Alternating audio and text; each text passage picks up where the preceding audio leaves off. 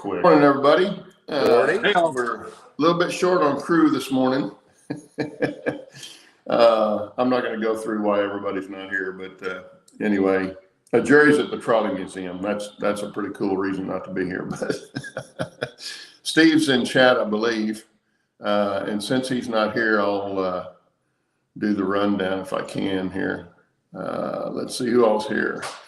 Grandpa Rails is here. Rob T-Man. Who else is here? Allie's here. Good morning, Allie. Or good afternoon, Allie. Whatever it is. No, it's good evening, I guess, for you.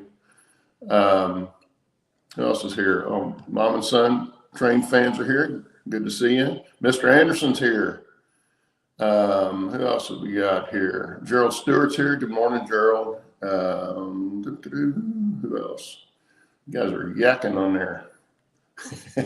John Tanzillo's here. Good morning, John. Mike from Deep Run Railroad's here. Chuck, good morning, Chuck. Good to see you. Who else? Oh, Wilmer's here. Good morning, Wilmer. Hope you're doing well. Lynn McCurdy's here. Lynn, I hope you made it through the hurricane okay. Come to Oklahoma. That's every other week in the spring, by the way, just so you know. Gail's here. Good morning, Gail. And I've already eaten this morning, Gail, so don't make anything for me.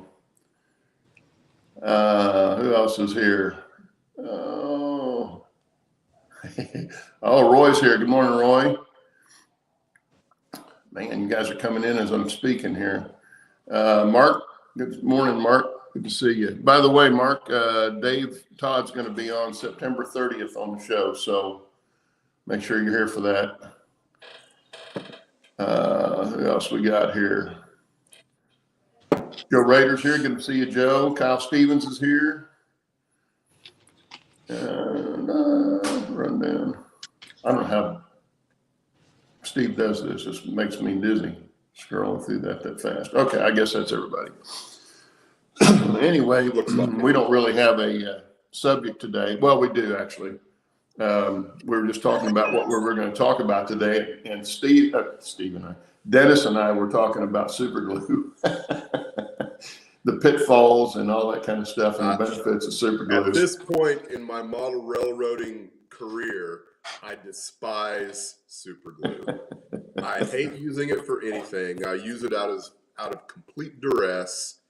And I know it's because of my own, I guess, stubbornness to do any research on how it should be used, what the best applicators are, and why you use what you use, when you use, that kind of thing. And if I can avoid using super glue, I avoid it because I've got this, which is Hyperbond Black rubber enforced super glue. Great stuff. It is extremely durable, so durable that the little metal thing that used to be attached on the inside of here has glued itself in there. That's the pin that's supposed to keep the tip from clogging up. Exactly. I put a pair of pliers on it. I have squished it, to try and break up the glue on the inside in here so I could pull it back out. I can't even I haven't put channel locks on this yet. Nothing for the peanut gallery. I've done I haven't put channel locks on this yet. I'm sure I can get this off eventually and go back to using the toothpick, which is my tool of choice. And I've also got a little, I don't know where it's at, but I've taken a piece of piano wire. This is not it, but a piece of piano wire, stuck it into a wood dowel, and then that's typically what I use to apply super glue with. And then I can take a lighter and burn off the excess super glue on the end of that. So I'm just curious, what am I doing wrong? Well, I've like never used that one. Right. Do what? Say again. Sounds like you're doing everything right. Yeah, sometimes it just glues itself shut. My wife does her own fingernails a lot of times, or used to, and she used to brush stuff, and she'd get maybe a third of the way through the bottle, and then she couldn't get the top off. You know, she'd get too much glue on it. Of course, if you ever seen her paint, you'd know why she got glue on everything. But she would do her nails and then do her nails and then put the thing back on the bottle, and then she'd go, "Can you get this open?" Of course, I'd have to go get pliers to get it open. But I saw. There's my bottle opener. Vice grip.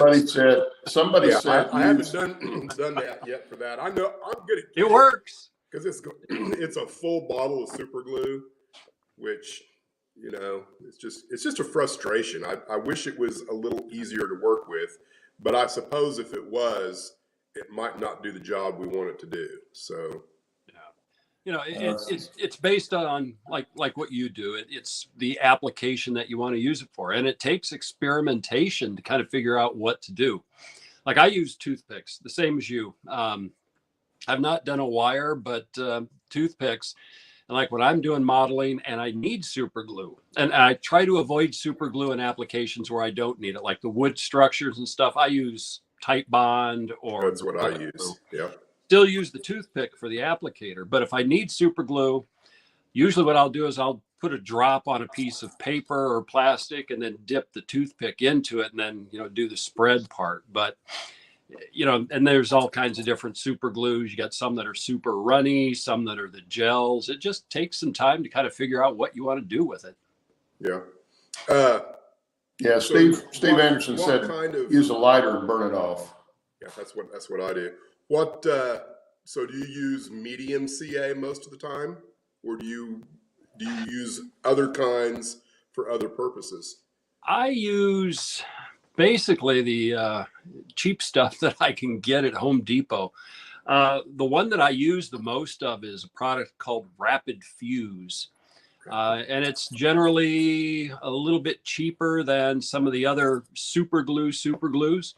And I find that it actually works really well. It even is good enough that you can glue painted objects to each other and it will stick rather than just kind of peel the paint off. So, you know, I do that on various applications. And I use that stuff when I'm building the trees. Because when I do the trees, it's more of a flood application where I'm, you know, soaking the furnace filter fiber right around the trunk and everything absorbs, and, you know, I get a really good bond and it's strong.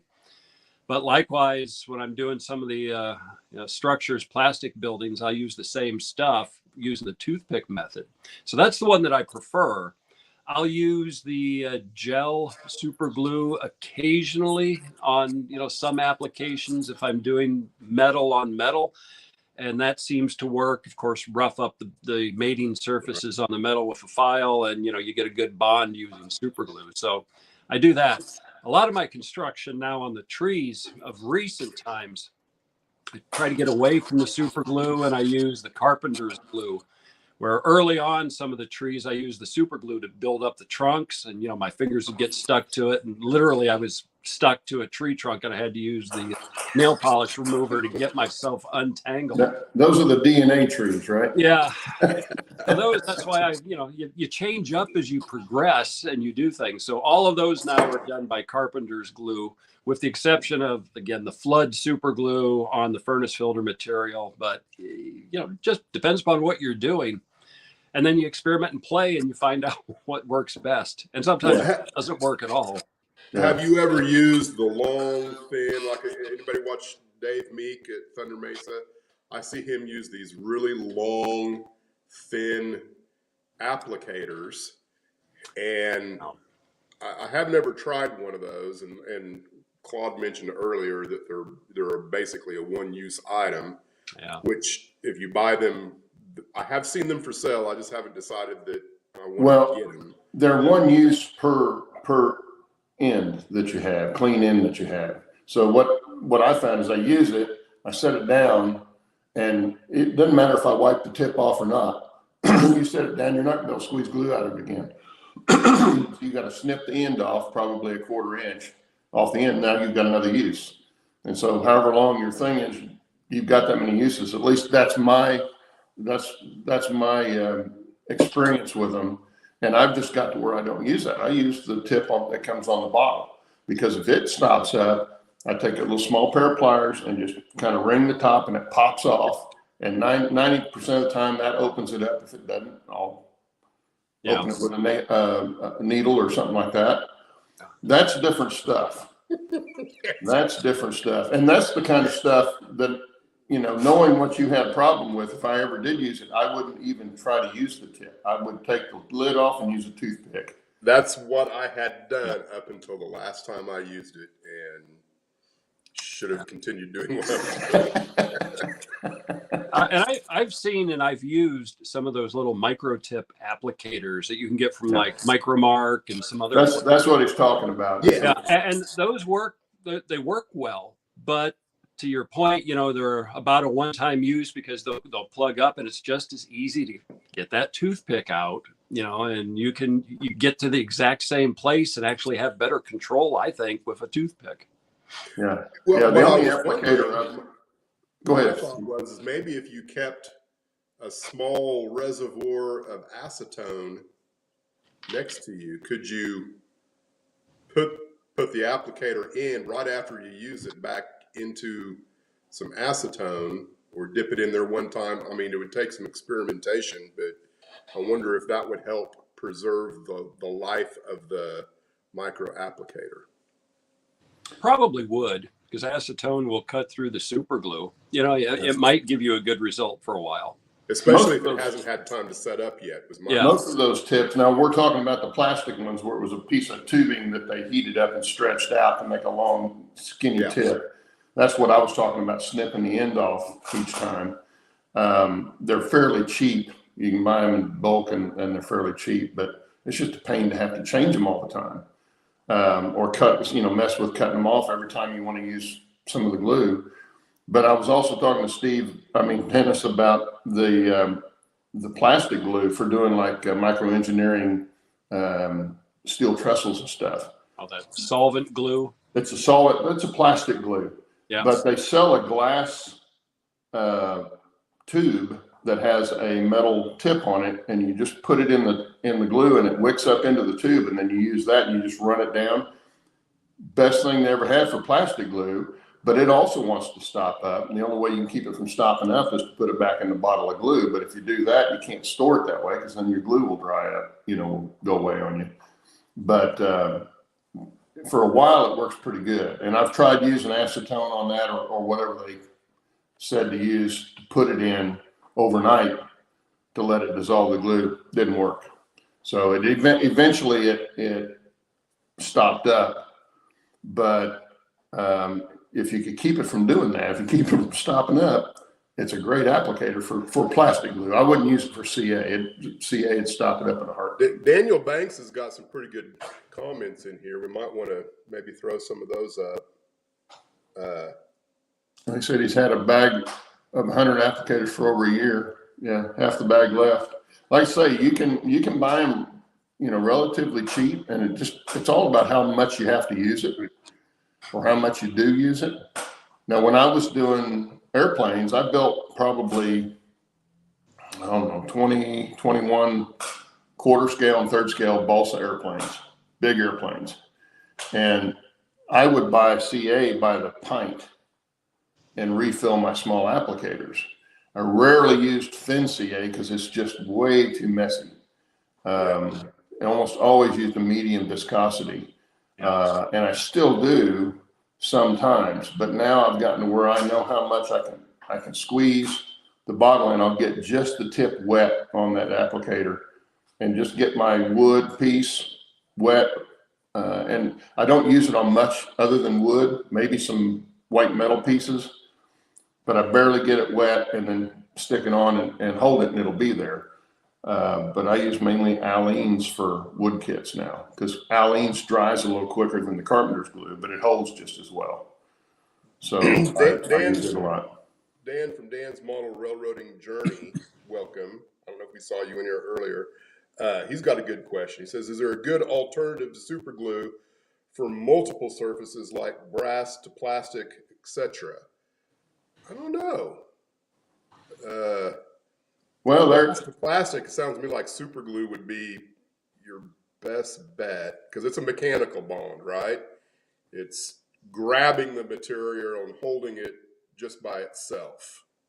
Yeah, you can. Well, the biggest problem with super glue is if it squeezes out of the spot, unless you're painting, it's going to show. Yeah. So if you're staining if you're doing like a building kit or something, and you're staining it, then you want to stain everything before you start gluing it together. And that's a good idea on any glue that you use. If you're staining, if you're painting, you can glue it all together first and then paint it.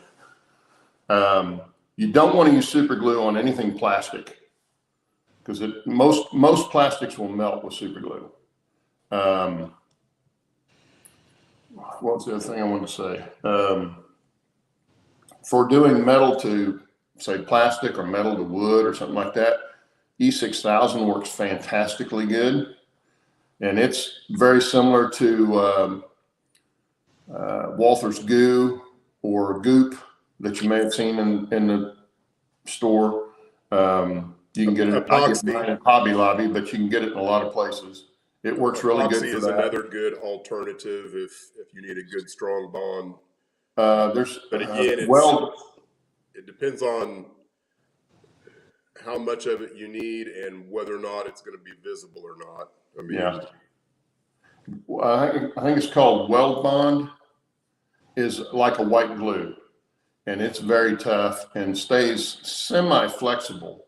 It's really good for doing, plastics where you don't want the glue to show on the plastic, and it will bond two different things together. So it works really good too. It's a little slower drying than some of the others, but it'll hold. The E6000 is really good because it's so sticky. It doesn't take a lot, and it dries relatively quickly. I mean, it dries to where it'll hold it on there pretty good. You don't have to hold it for very long. And then overnight it's there. So I really like E6000, and it's cheap. You get a big tube for $6, $7, something like that, and it'll last a long time.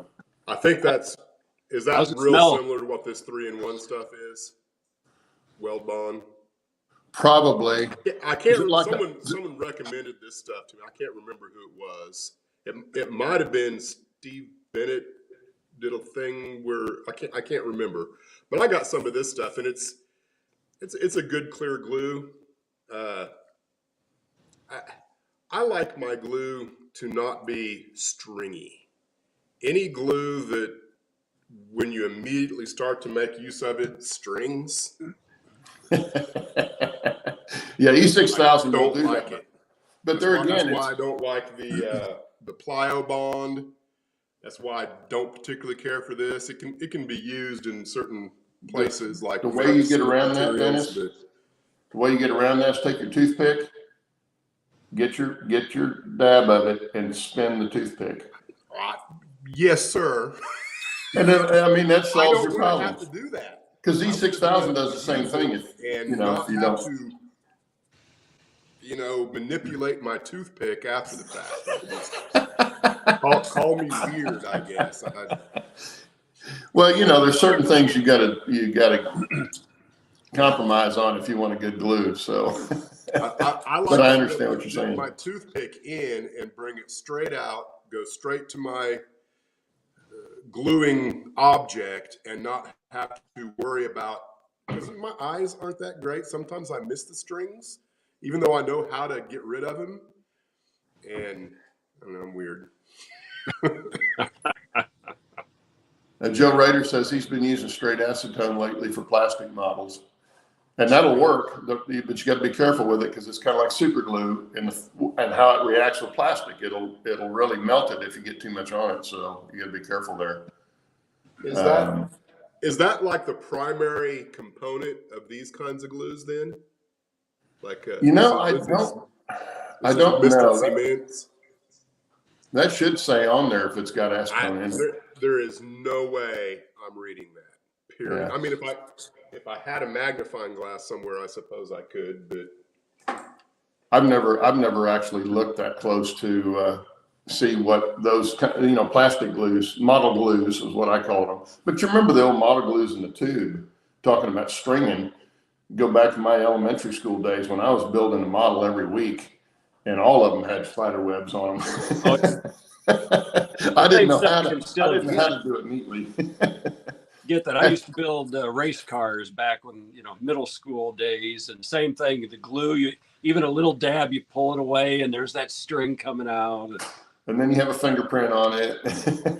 Well, I did cars, I did airplanes, I did movie monsters. I did any kind of plastic model kit that I thought looked cool. If they had cool artwork on the box, I bought it, because I got $1 Back a week. when it was cheap to buy. Yeah, I got $1 a week, and the models were 98 cents. Yeah.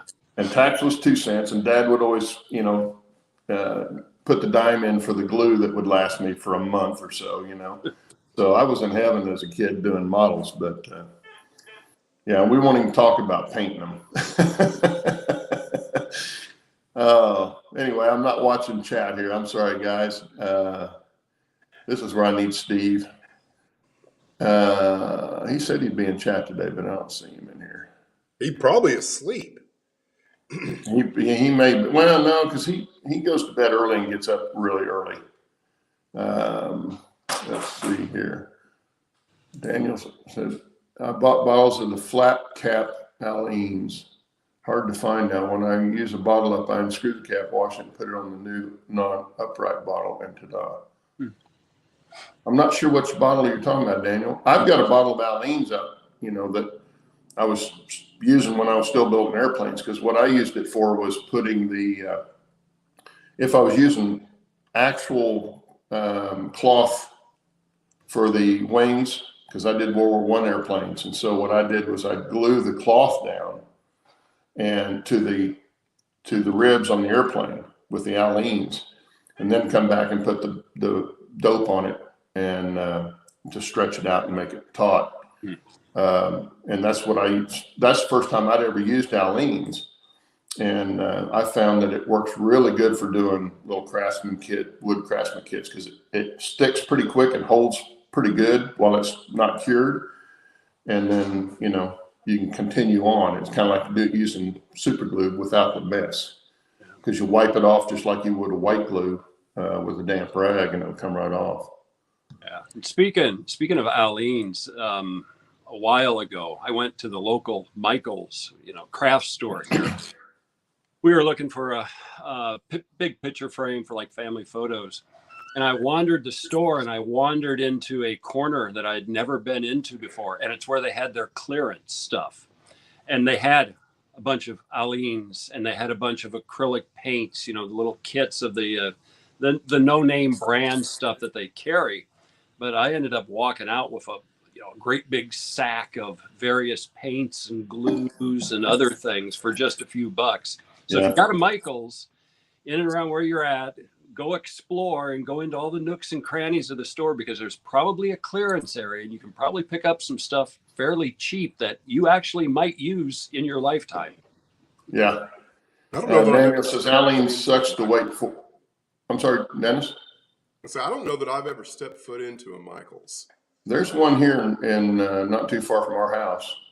It's very similar to Hobby Lobby. It's similar to Hobby Lobby without all the knick-knack furniture stuff. Okay. It's got lots of craft stuff and lots of stuff for material and stuff like that. Essentially a smaller Hobby Lobby. Yeah. Daniel says Aleen's sucks to wait for it to run down to the end. And he's talking about the squirt bottle. Yep. That's why I leave mine laying horizontal on the table. They make bottles where the cap is flat, so it stands tipped down, always ready to squeeze. Well, I've taken pieces of foam and made my own stand like that, where it'll hold, it would hold a tip in there in the foam, because the cap on the tip is on there, and then I can hold it that way and pick it up, pull the tip, and it's ready to go. But you're right, it's so thick that it takes it a while to come off, come back down the bottle, especially once if you got a big bottle and you're down to the last third of it, it takes a while for it to run down. So I just let mine. Let's just be honest, it doesn't run. It no, creeps. It creeps, yeah. But that's the thing that makes it, a good glue, and then it holds well. The Weldabond I was talking about is kind of the same way. It's like white glue, but it's much thicker than white glue.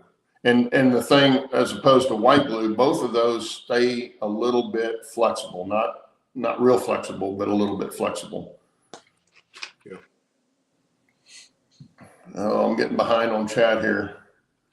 Mark says I got Michaels and Casper. You can run up there to Wyoming and go there. Well, I do plan on, if all the planets align, I might take a trip up to Montana next summer. And if I do, I will be going through Cheyenne and Casper both, I believe.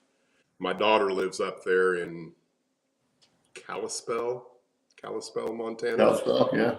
I have not been up there yet, and I got to see her for about 4 hours this last Tuesday. Had to take a day off of work because she just happened to be down for her birthday, and I got to see her for all of about 4 hours. So, Gerald Stewart said Michaels used to have great deals on HO engines and rolling stock at Christmas time. I've never seen train stuff in there. Yeah, I haven't either. I remember when Hobby Lobby used to have trains. Well, They do and again. Terribly long ago, but they don't. No, yeah, they still. all they've got is little N scale or HO small kits. A little circle of track. And I remember when they used to have them behind a display glass, and they were not the standard kits. Like you buy at the Christmas and put underneath the Christmas tree. They actually had, and it could have just been maybe that one Hobby Lobby, but I do remember them having them for a while. Yeah, they used to. They used to have some DCC stuff and a variety of other. They had closeout on it all a number of years ago. I bought a whole bunch of crap at that point in time. But then recently they're starting to get more back. So they do have like the train sets. They do have some sectional track switches. They've got some woodland scenics. They've actually got not a big footprint of model trains, but they've got some back where for a while they didn't have anything. Is this Hobby Lobby? Hobby Lobby, yeah. Oh, see, it's been going the opposite direction here. And there's really no place else to get it here except Hobbytown. And Hobbytown, while they've got some stuff, they're mainly sets and individual cars, plastic cars and stuff like that. And then they've got some woodland scenics. Now you can order a lot of stuff through them, but if I'm going to order from them, I can order from any place online. So it's kind of kills the point. Their stuff is still way more RC cars and airplanes than it is anything else. I am getting way behind on chat here. Yeah, but Hobbytown too, if you're looking for bargains in their paint area, occasionally they'll have some good clearance, and I got a whole bunch of testers rattle cans at like 50% off. Also, like spray lacquers, dull coat, was able to get a few cans of dull coat that was 50% off. Oh, wow. Yeah. So again, I'm a bargain hunter, so I'll scrounge and find deals, and occasionally they got some good ones. You just got to be there at the right time and hunt and peck.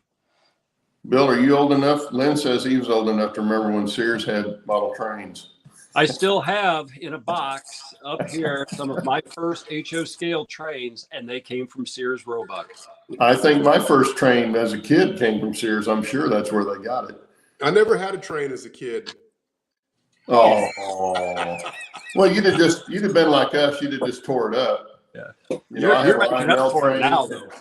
After you see it run around the circle 100,000 times, and the next thing you do is start putting stuff under the track and making it go over the hump. Yeah, I had a neighbor friend who had one, so I got to tear his up. Okay. I definitely got to play with them. I just never owned one. Ah, okay. I've got my very first 027, and it is in a box just up here, and it's a Santa Fe F unit AB set.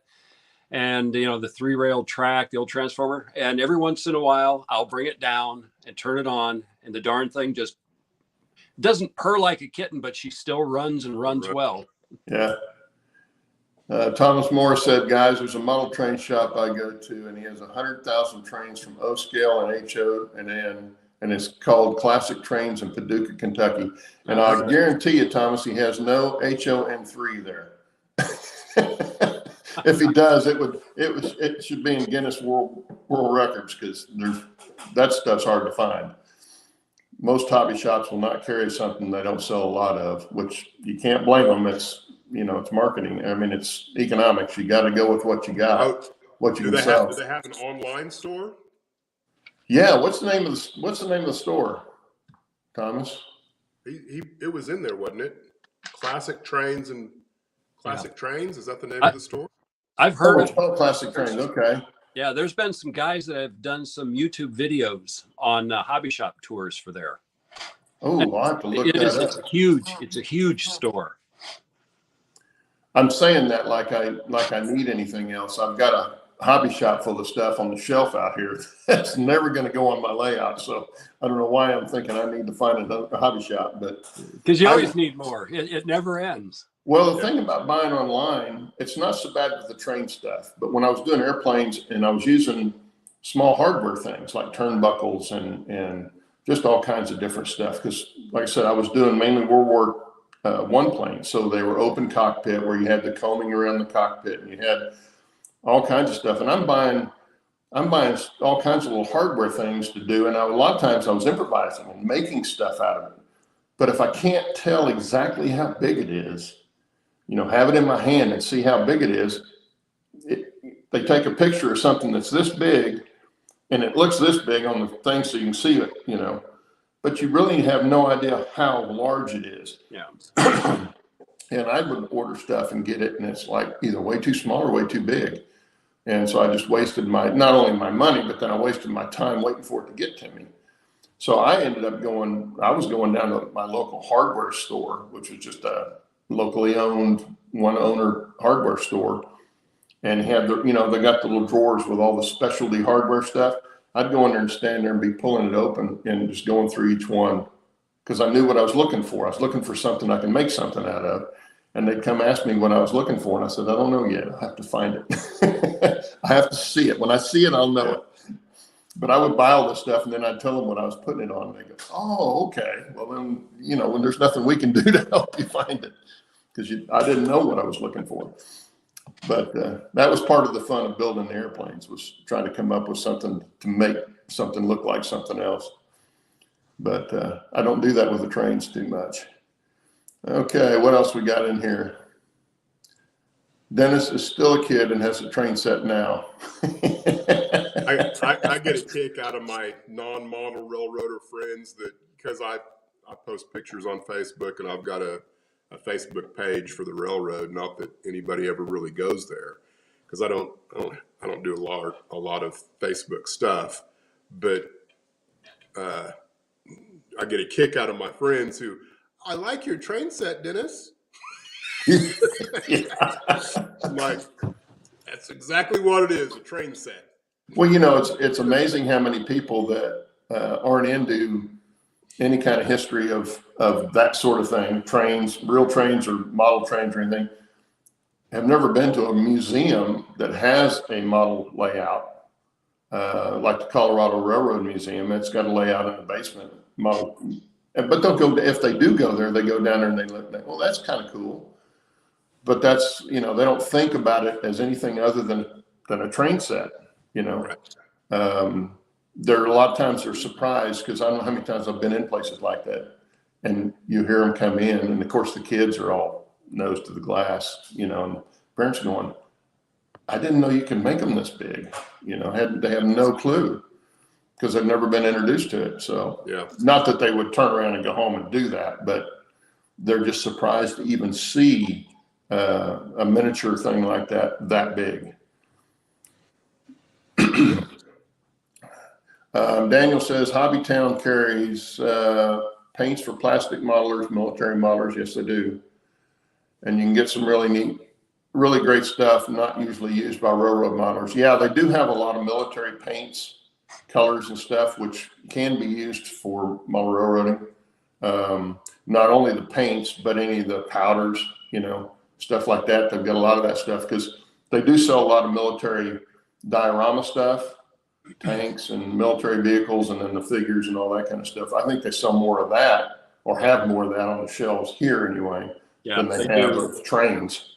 Yeah. Same here in Richmond. They also have, or at least they used to, a good supply of like Tester's wood stains. And I bought a whole bunch of those again on clearance that work really nice. That, you know, oak, dark oak, different things that I've used to stain some of my wood structures that I've put together.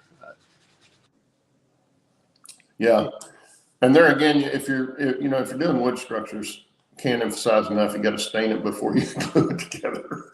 Stain doesn't like glue very well. Yeah. Mm-hmm. Okay. Or be very careful with how you glue, because there are some times that I will glue first and then stain later. You just got to make sure that your glue doesn't seep very far into the wood where it's going to be visible. Yeah. But you can always go back and paint that too. You know, there's workarounds, but best practices is always to paint and stain first, glue second.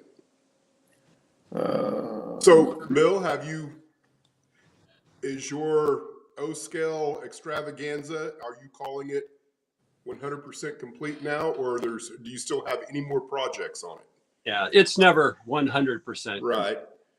So yeah, I've got a project that I'll start where where the water tower is at over here. I still need to make like a coaling structure. It'll go kind of on behind it and it's going to be sort of like a bucket loader is what I'm envisioning. And I'll just make sort of a little lean-to, make a little pedestal for a little crane I've already got to kind of put on there. I've got some O-scale buckets already, just to kind of give it that feel of a backwoods railroad. That'll be the last big structure on here. And then I've still got a bunch of detail and scenic pieces that I'm going to be putting in and around the engine house. I'll put some stuff inside the engine house, maybe some shelves and a few little odds and ends. I've got just little things, but as far as the bulk of it, it's done. I'm actively building trees for the HO scale layout yet. I've got another batch I'm putting together. Once that's done, I'm hoping the weather's a little cooler, because then I can go outside the garage, take my compound miter saw and my small portable table saw, and I can start building the shelves for where I'm going to put the HO scale up on the shelf, and then I can start building the next HO scale one. But it's just been too darn hot here to go outside at any time of day to spend a couple of hours out there cutting wood.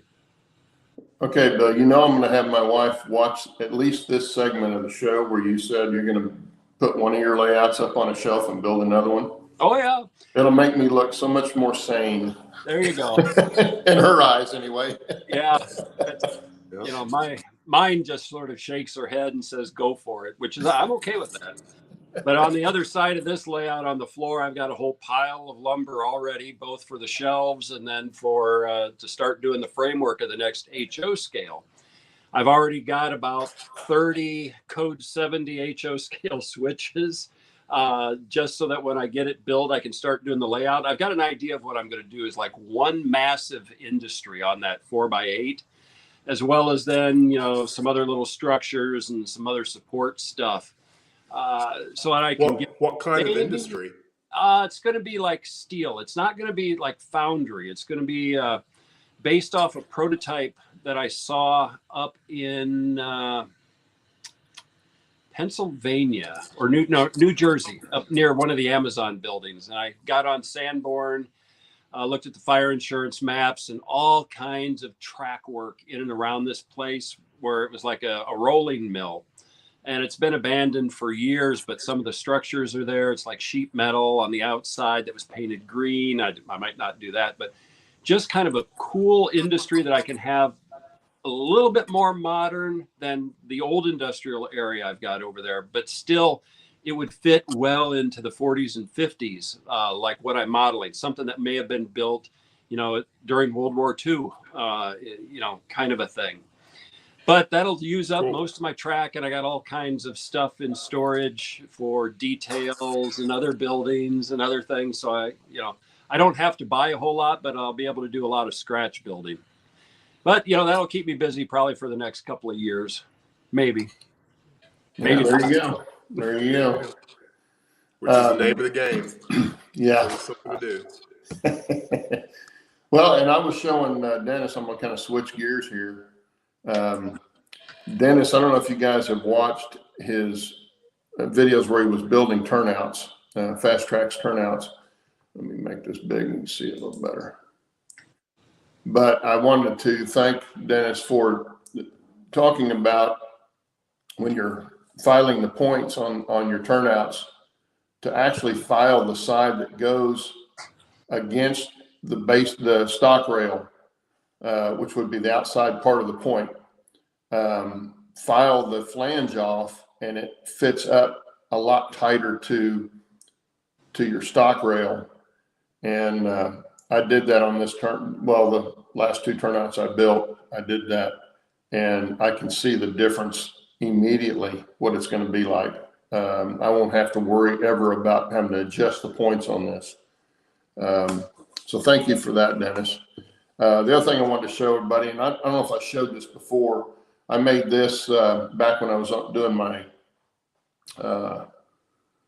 first yard, the main yard on the layout.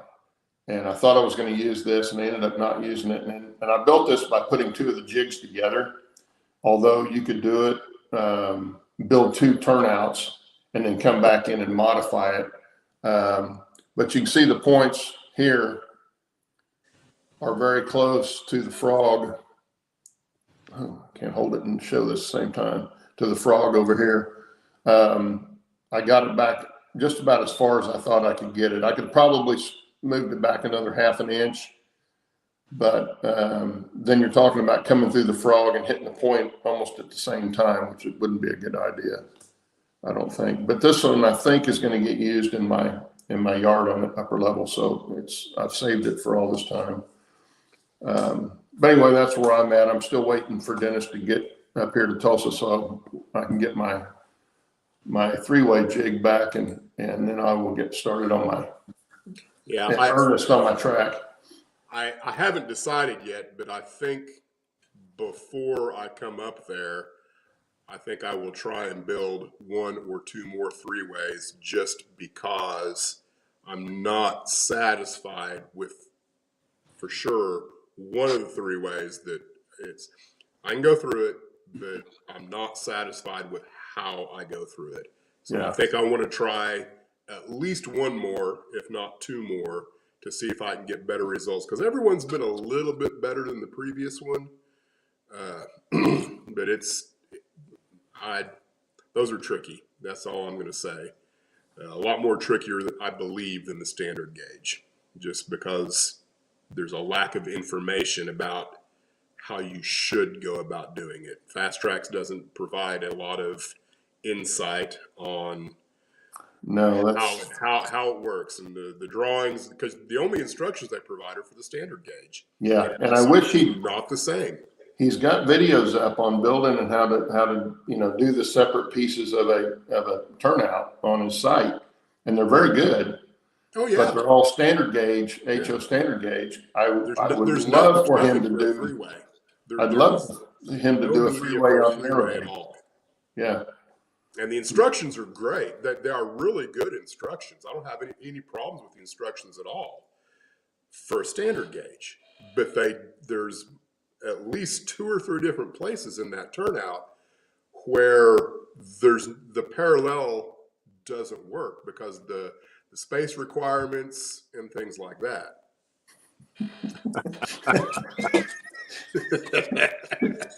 I'm kind of afraid of that, Steve.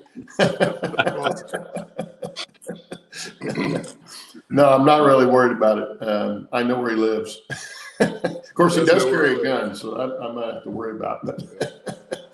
But anyway, no, you're right. The standard gauge three-ways would be super easy to do. It's that narrow gauge. It's so much smaller, or just enough smaller, that there's one guardrail in there that is really hard to do. How the sub frog interfaces with the frog in front of it to me is where the real issues are, because Yeah. the the guardrails don't gauge out properly.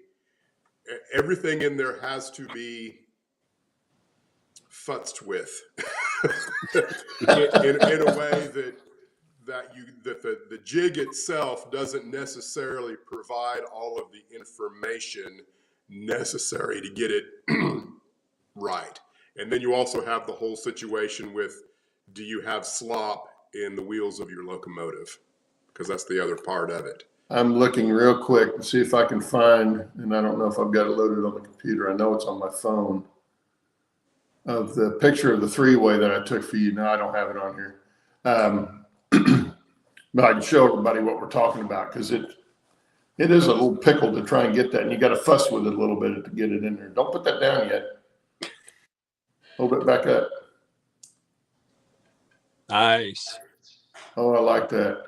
It's crooked, but I like that. Well, the porch is not actually glued on yet. I still got a few things to. I was talking about the sign. Oh, the sign? No, I think it's the camera. Well, and it could the window next to it might be what's. It's difficult to get that stuff put on straight. It really is. Oh, tell me about it. You go messing with it very much, and it rips on you, and then you're starting all over. Yeah. But this actually is pretty close to looking like what the real thing looked like. I'm kind of happy with this. Now the signage, here and here, this is just something that I decided to do. I don't think you'll actually be able to see either one of those signs. Period. Well, I was getting ready to say, because aren't all those buildings right next to each other? I mean, I think like really close. If I do it right, I think you will be able to see some of this. That's the plan. And then, of course, the back side of the buildings, I want to create like a whole nother culture, so to speak of, because I'm viewing Sleestack Street as kind of like a red light district, maybe. An alley. It's an alley. Back alley. Exactly. It's a back alley. Yeah. Even though the other side of the street, you do have storefronts, in the actual pictures. There won't be very many on my layout. I think that I'm just going to have one, maybe two. But like this sign, do I have? How much time do we have? Oops. Lynn says, We're good for time, Dennis. Here we go. Which, I'll point all this stuff because I am doing a video on this. But there was actually two renditions of this building. There was an earlier one, which is this one. And I can't tell what that is. I have no idea what that sign is, period.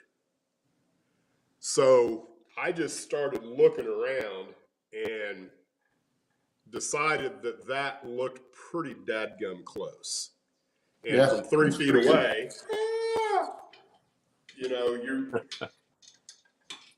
you'll never know what it is or isn't, because the picture doesn't reveal what it is. So I just got lucky and found that. And it says Glenlochy, and it's got, a couple of bulls, a bull and a steer, or a cow and a steer, I don't know. But that worked perfect. So that's what I went with. Daniel says, looks like a very nice build. That one 3/4 solid, right? Oh yeah. It's a solid chunk. And what I did with the porch here is I laminated a piece of plastic on and built the porch. Now, the problem I'm having right now is I misjudged the width of the porch, and my porch is a little bit longer than it should have been. And so now I'm going to have to figure out what to do there, because my poles are not, I cannot get them straight up and down.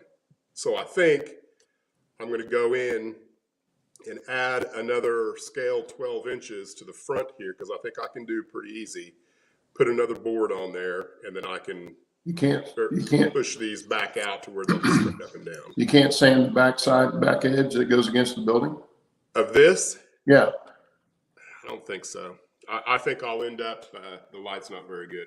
I think I'll end up ripping off what I've glued on. Because you'd be going crossways of the actual, I think those are 2x4, or they're actually 3x4s or 3x6s. I can't remember the size I used, but I don't think they'll sand back enough that I can make it straight. I considered maybe cutting it, but I think the easier solution is to add one more row of. Yeah. I think these are 2x8s. I can't remember. In fact, you could use a piece that's as thick as the plastic too, and just put it right on the front, and you've got a wood front on it. Together real nice. Yeah. It glues together real nice, so I think that'll work. But I'm happy with this one. This is probably the one that I've done that I'm the happiest with so far. Yeah, it's good looking. Looks really good. I had no doubt all of them are going to be good looking because I've seen your time saver over there, and all the structures on there are pretty nice too. Those were all kits, though. There's just a certain amount of trepidation, and really, when I do this kind of thing, I spend way more time stewing over what I want it to look like. I have no doubt. because the paint color on this, I didn't decide to go with black until like the final hour. And I was like, I did the windows red, and they're like, oh, I hate that. But in the end, you said the ones on the time saver are kits, but in the end, it's not the structure necessarily that everybody sees. They see the finish on exactly. it. And you can finish anything to make it look really good. And that to me is what really makes the model is how's it finished out. Yeah. The building might be interesting or it might be very simple, but somebody left a comment on my last video of the Jekyll and Hyde building, and they said I think it was Don. It was Don Head. He said, the 3-foot rule applies because I don't like the awning on it at all, and I'm going to redo it. But he said the 3-foot rule applies. From 3 feet away, everything kind of gels together. And I agree with that. But I want to be able to put a camera, anywhere on the layout and get a picture that is worthy of a magazine anywhere I want it. So to me, that means I need to pay a little bit closer attention to some, poles being not particularly straight up and down. They do exist in the real world, but if you apply the same distance away, you probably can't tell they're off because they're only off. You can't tell they're off unless you put a level on them. yeah. But if you're, 100 yards down the road and they're that crooked down the road, then they're really off. Well, So I want that same thing. I don't care if they're a little off, but they can't be so off that, that's off by 15 degrees. No carpenter would have allowed their pole to be off by 15 degrees, Point in fact. When I was doing construction stuff and home repair stuff for the last 20-something years, I did a lot of picture hanging, a lot of trim work, and I would hang a picture and usually for the lady of the house, and they'd come in and say, "Is that straight? Is that level?" And I said, "Does it look level?" And they said, "Yes." I said, "That's all you want. You don't want it level if it won't look level when you walk in the room, because it all depends on what it's next to." That's why I was saying the sign looked like it could have been the window frame just slightly off. Now it's probably the camera because we're looking at it over video, but that's what makes stuff looks crooked is what's next to it. And it may be level, maybe not, but it's like what was the old houses at the amusement park? You walk in and the floor's like this and everything's like this. So it looks straight, but they can make stuff go uphill and, or make it look like it's going uphill when it shouldn't go uphill because it's really going downhill, but it looks like it's going uphill. And that's all based on what's around it. And so it doesn't matter if it's perfectly straight. It's what it's going next to as to how crooked it's going to look. Right, but there is a point of no return where you Oh, well, sure. deny that Sure. that crap's crooked. Yeah. But there again, in the location and what you're doing in the old buildings and some of the stuff I'm doing, they would be old enough that it's not straight. It's just like we went to New England back 2009 or something, leaf peeping, you know. And every place we stayed in was 300-400 years old. It was all wooden structures, and there wasn't a straight board in any of them. Yeah. I mean, the floors were all cattywampus. The door frames were all crazy. But did it look straight from 100 yards away? No, it didn't even look straight. Things It didn't even look straight from 100 yards off. Yeah. But you're right. The standoff look is what you're really after. We did the same thing with airplanes. Ours was a 10-foot, kind of a 10-foot thing. If it looks good from 10 feet away, good enough. between the two. I want to compromise between the two because far fewer people will see the railroad from 3 feet away than will see it from a photograph on social media. Yeah. So therefore, I'm trying to keep both of those elements in mind. Another, I thought, really interesting comment from the last video, because there's a little bit of controversy about, was purple something that should or should not have been on a street corner in 1930 or 1800 or whenever people perceived that my layout existed, because I'm thinking 1930s. I might push it out as far as World War II. I haven't decided. I'm specifically trying to keep all of my signs vague enough that they could have existed anytime before 1950 for sure, and picking signs that nobody goes, well, that's obviously a 7-Up sign from 1970. That's not going to happen. But the rest of them be like, only a true expert would go, that sign is Prince Albert. That had to have happened in no earlier than whatever. I'm trying to keep it as vague as I can. But Boomer said that he sometimes intentionally doesn't add color to anything until he gets everything built, so that he's not, can't remember exactly how he put it, but I'm like, but you're still forced with the same decision at some point. How do I know how the colors work with each other if I've got no color? You have to start with a decision to put color in somewhere. Then what is the next color? What's the next color after that? That's where my whole thing is. I don't want to have a chaotic looking, where I'm just throwing color at it for the sake of stuff. Everything's going to have white, probably more than, and then an accent color to go along with the white, and of course, different color of brick. Yeah. Have you been to like Cripple Creek or to White Hawk? Any of those towns where they've kind of rebuilt the towns? Now they're not rebuilt completely to what they had, but the ones that they did refurbish, the buildings they did refurbish, a lot of those had a lot of bright colors on them. Now they may be weather worn some, because obviously all those were in the mountains with the snow and stuff year round. Not year round, but every year they would get those changes in weather. So that wears on paint really quick. Downtown Leadville, if you go to the historical part of Leadville, those buildings are extremely colorful. Now, did they look like that in 1890? I don't know. Nobody really knows. Well, I think part of the problem with that is when we look at a picture like this, we see monotone. Yeah. And then I think that kind of gets etched, and you have a hard time imagining our colorful world that we actually live in this time frame, because we only really reference that time period through a black and white image. And that's what I did last night. Last night I looked at 4 different videos on YouTube of colorized 1930, and you do get an entirely different perspective of what 1930 looked like when it actually existed. Mm-hmm. It wasn't a black and white world. Yeah.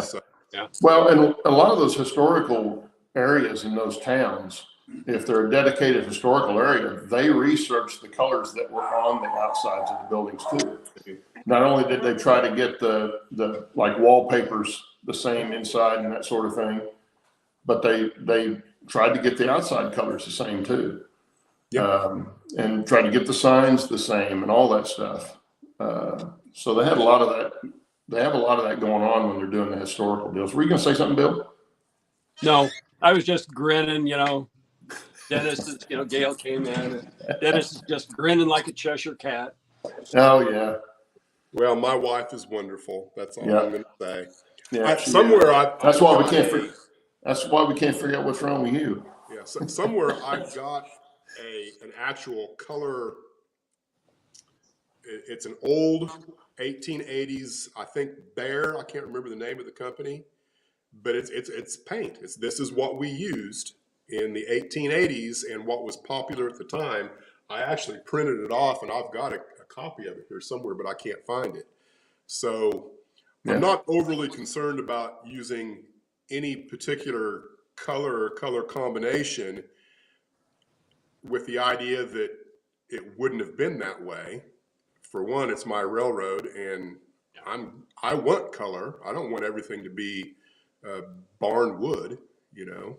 Yeah. But I want a little bit of everything. I want it to look natural. Is the thing. I want it to look like it absolutely could have existed like that.